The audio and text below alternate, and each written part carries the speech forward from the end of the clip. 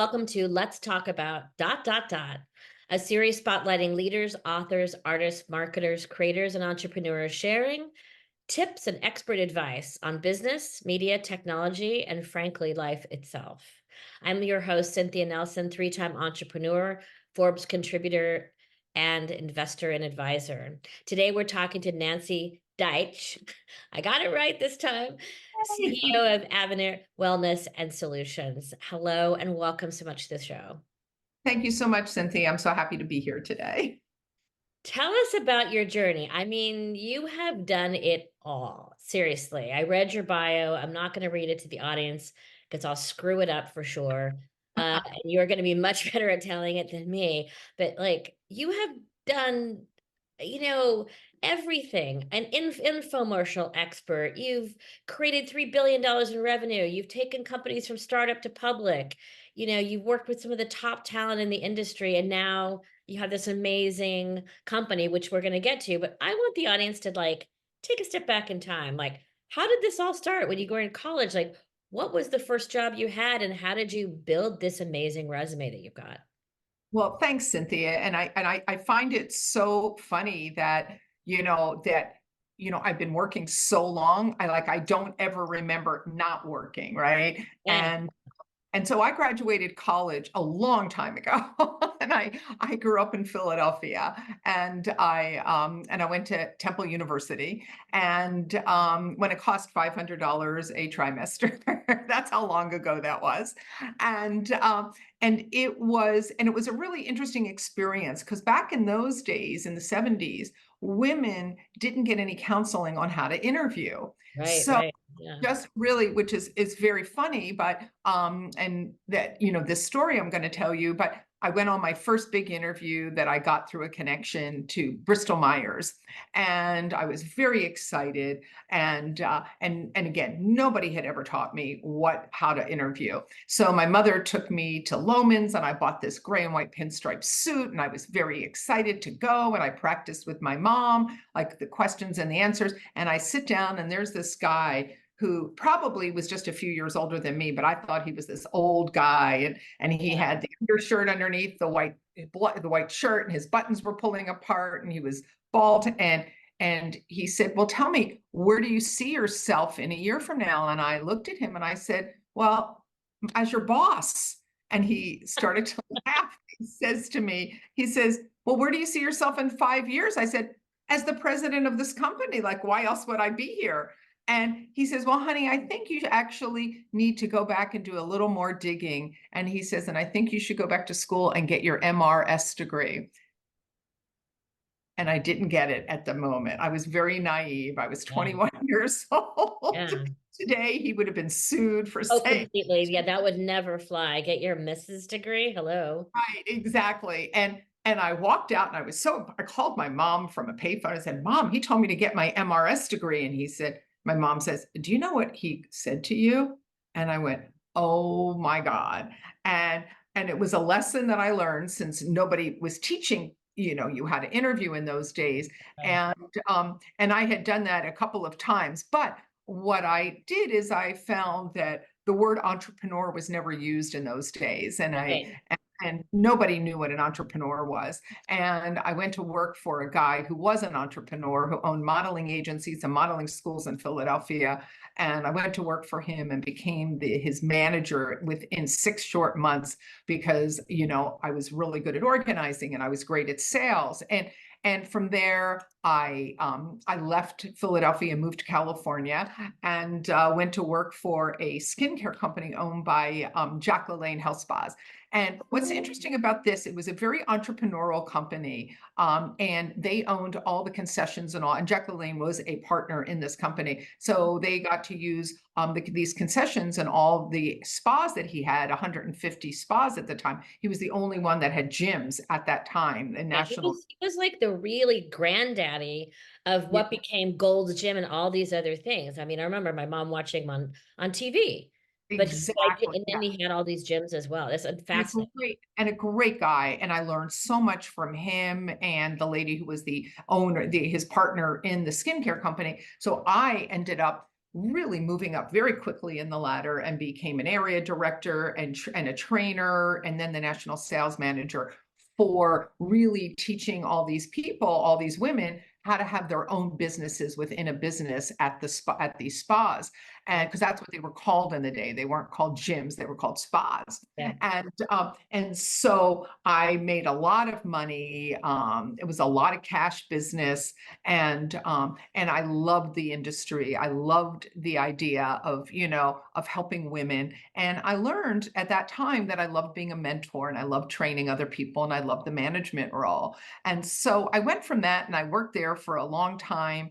And then I went into sales and I met my husband and I decided that, you know what, I'm going to take it a little easier in life. That didn't last very long at all. And so for all you women out there and men who are starting out, if you have that burning desire to get ahead, you're never going to sit still in life at all. And so I went into sales and it was really an eye opener for me. I was selling all kinds of products to the major department stores. They were the only game in town. I actually even got the honor and pleasure to meet with Sam Walton personally through Wow. his niece, who was a client of my husband's.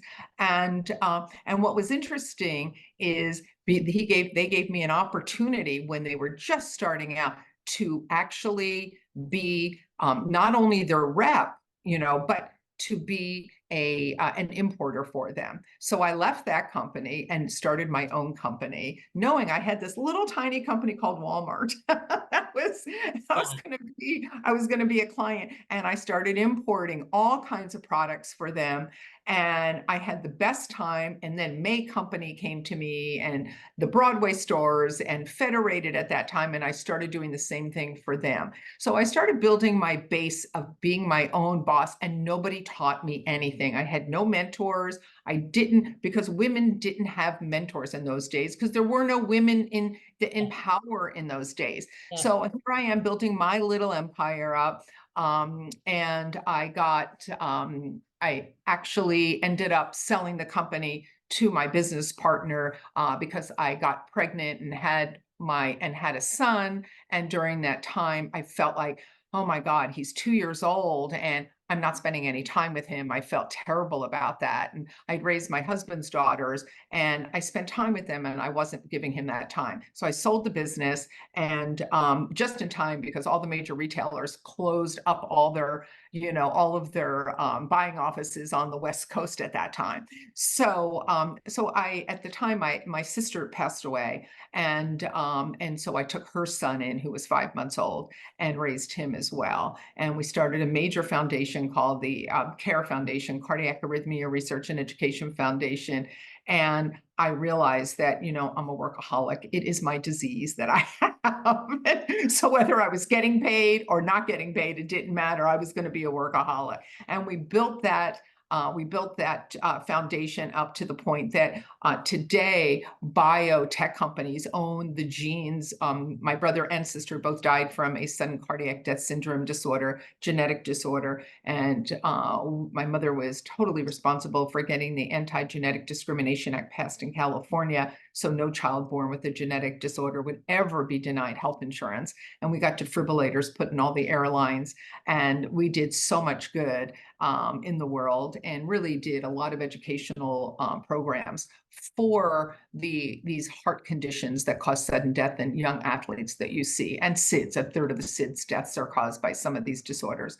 And so it was a really wonderful experience. Met a lot of celebrities and that we had come to entertain and on our charity events. And but today what's great is that they can, the whole genome project, the gene that I have that my brother and sister had that we didn't know about was the second gene that was actually used in the genotyping of the That's Human great. Genome Project, which is Yeah, really, that's really amazing. I yeah, mean, it really you is. reinvented yourself. And I Yeah, think it is the illness, it is the illness of a serial entrepreneur, yes. and to have that, I don't even know if it's a North Star in your brain, but it is something that keeps you going. And, you know, coming from the background that you've had, again, no one teaching you, You're learning Exactly. all this stuff on your own, and now you've got a public company under your belt. What do you do? How did you start that? It's again, it's in beauty, but I mean, it could have been in anything. Frankly, you've sold it all, you've done it all. It could have been in anything. Why this? So let me just give you a little more context. It'll take me 2 minutes and then I'll get Yeah. into that. So when I went back to work, my husband said to me, "Why are we spending all this money on the charity? Why don't you go and make some money and then you can donate that to the charity?" So I got a job through a very good friend of mine, and I at a company, and it was an infomercial company. And the first project that I worked on was called the ab rollers. Oh that, yeah. Everybody knows what those were.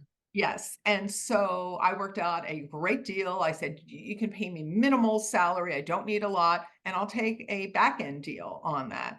And my first year with them, we did $333 million on that product, which was really amazing. So it was a really good idea. I had no idea how that it was going to turn out that way. And then I started learning about marketing and bringing in products, and they gave me my own department. I was able to bring in my own finance team, my own operations team. And what that did is it taught me, and the gentleman, Peter Spiegel, who was one of the partners at that company, became a really great mentor for me. And so he taught me so much. It was great. At another time, I've got lots of great stories about that. And then I met another gentleman, Earl Greenberg, who was the head of HSN and he was the president of daytime TV for NBC, and he was very big in the infomercial industry. He helped get Guthrie Renker off the ground, and he became another mentor for me. And I loved Earl and Peter, and they really helped me, and they were very supportive of me. And because of that, they really taught me how to be a good manager. Okay. And so I left there and started my own company that became Vertical Branding, which was a company I founded with a partner. We ended up going public in that company as well. And we were doing a couple $100 million a year in business in direct to consumer and in retail. Now, what's interesting about that is that at that time we were doing health, personal fitness, personal care, fitness products, beauty, wellness, so everything, and household products. And Mm-hmm. what was interesting about that company is that I thank God for Peter and thank God for Earl, right? And I brought in great management team and great people, and I learned how to hire, and we were able to sell that. We were able to sell the assets of that company in 2009. And my mother passed away that year, and I said, "I need a break."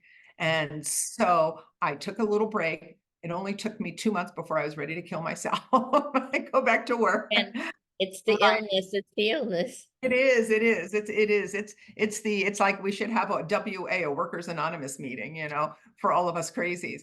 And so then what I did was, I I had I decided to start investing. I kept a couple of the people that were really loyal. I still have those people working for me for 30 years, which is really amazing. And so I kept them on payroll, and the whole time I wasn't working. And then I decided that, yeah, I need to go back to work. So I started developing projects and farming them out to Peter and to other companies. And I still get royalty checks to this day for those projects. And then in 2015, I said, I definitely need to do something on my own that I own. And so I started a skincare line online, did about $8.5 million in 8 months online with that product, and said, I need to do something different. And hence, Sarah Labs in 2018 became a reality. And we started that company in beauty and wellness, and started with CBD, and eventually got out of the CBD part of the business. And I just felt like I needed a place that I could, really grow the company. And I funded it myself to start with. I realized that I was in a really growth business with CBD at the time. We got our products into CVS, then into Bed Bath & Beyond and UNFI, and we were on a roll. So we were doing D2C and retail. There was only 5 of us working at the company. And we were able to grow the business, and I got a couple $1 million of private equity into the company.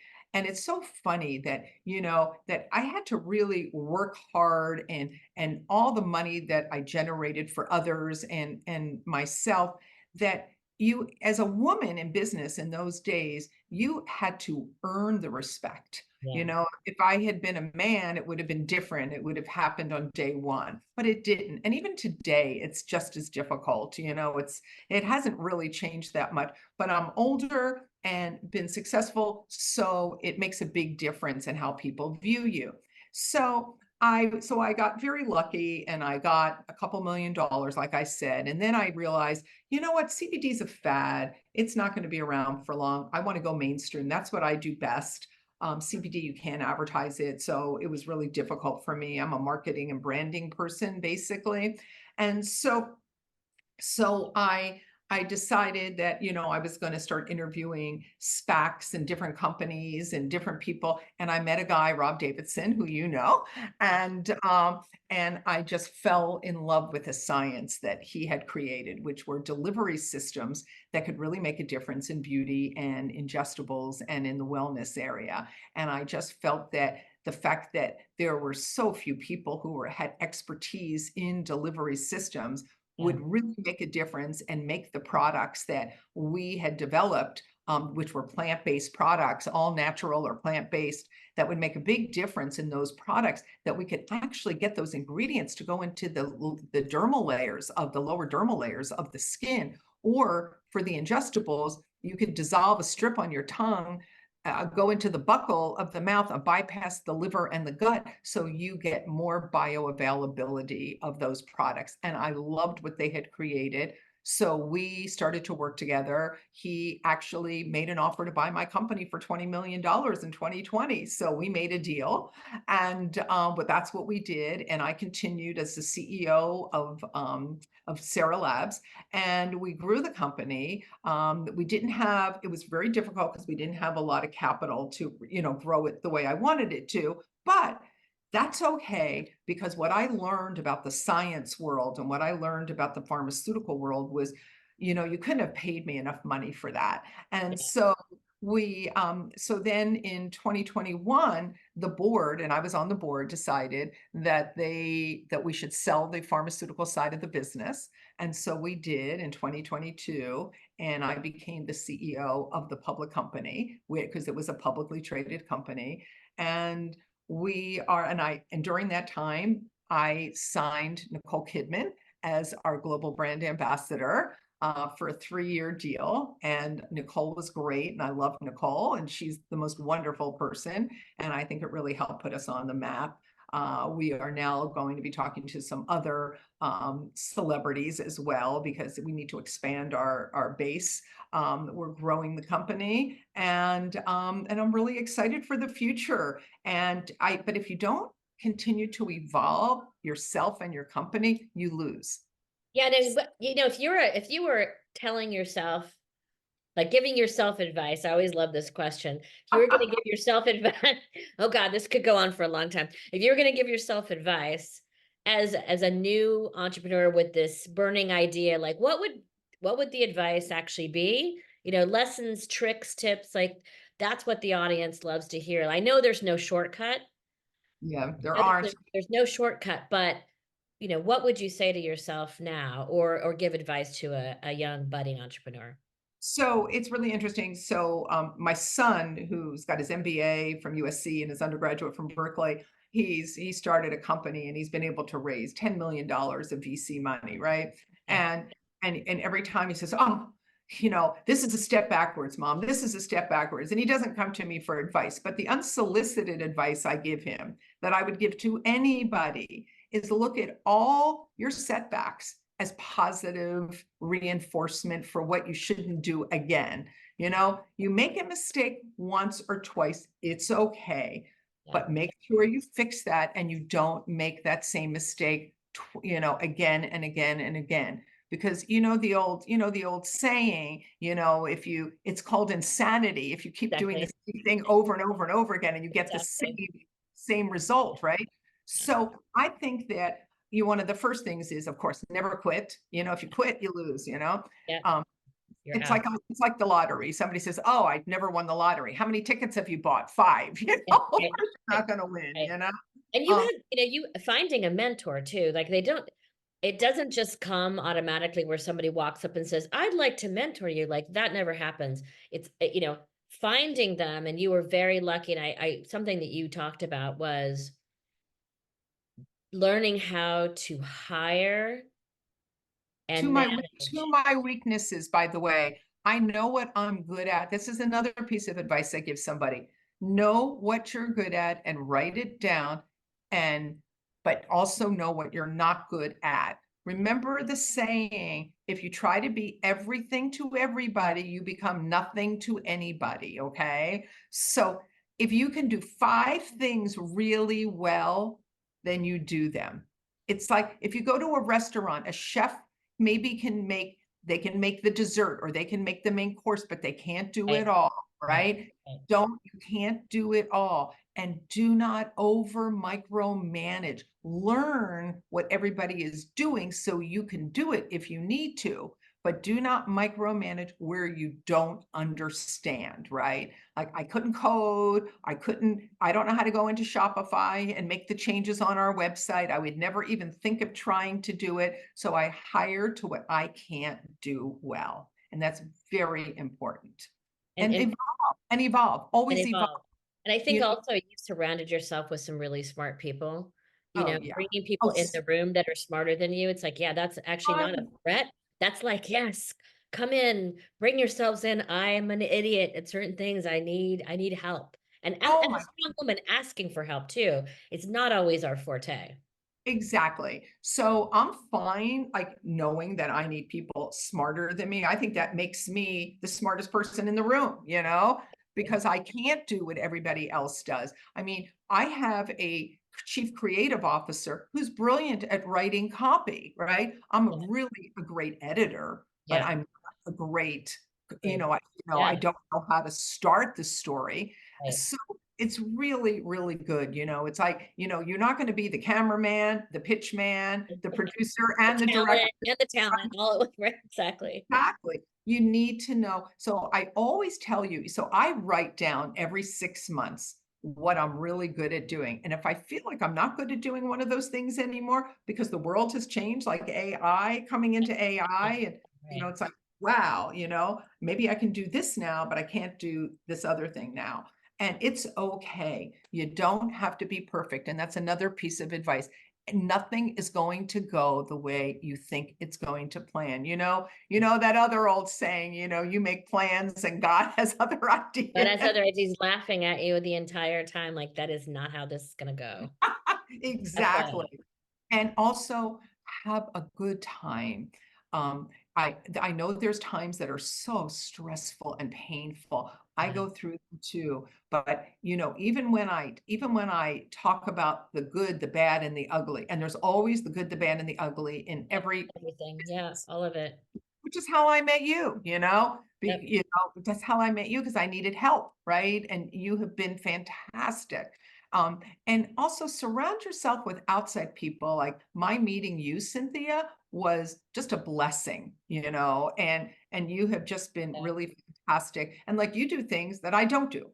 right. And I Right. love, I love the fact that I can go to you for advice and say, is this the right way to do something? Do you like this? And it doesn't mean you're insecure, doesn't mean you're even wrong about those things, but it's really nice to get some positive affirmation, sometimes And too. I think as we've gotten older too, and at least I recognize this in myself, and maybe you'll see the same, is building those companies a long time ago. Like even my last was, I think we sold it in 2012.